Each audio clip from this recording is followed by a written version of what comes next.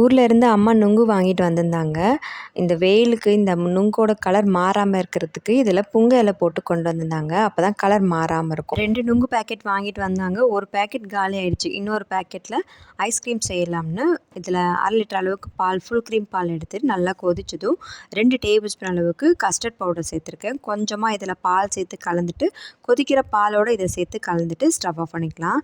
இது நல்லா ஆறின பிறகு இதில் சர்க்கரை, அதுக்கப்புறமா பாதாம் மிக்ஸ் பவுடர் சேர்த்து நல்லா அரைச்சிட்டேன். அப்படியே இதில் நுங்கும் சேர்த்து மிக்ஸ் பண்ணி வச்சுட்டேன். இந்த ஐஸ்கிரீம் மோல்டு உள்ளேயும் ஃபஸ்ட்டே நம்ம நுங்கு சேர்த்துடலாம். இப்போ இந்த பாதாம்லாம் எல்லாமே சேர்த்து அரைச்ச மிக்சரை இதில் சேர்த்துட்டு மூடி போட்டு விட்டுடலாம். கிட்டத்தட்ட ஒரு 8 இல்லைனா 9 மணி நேரமாச்சு செட் ஆகணும். அம்மா வரும்போது மருதாணி கொண்டு வந்திருந்தாங்க. ஆர்வக்கோளாறுல கொஞ்சம் தண்ணி எக்ஸ்ட்ரா சேர்த்து அரைச்சிட்டேன். இப்போ இந்த அரைச்ச மருதாணி பேஸ்ட்டை அப்படியே தண்ணி வடிட்டுன்னு ஃபில்டர் பண்ணி வச்சுருந்தேன்.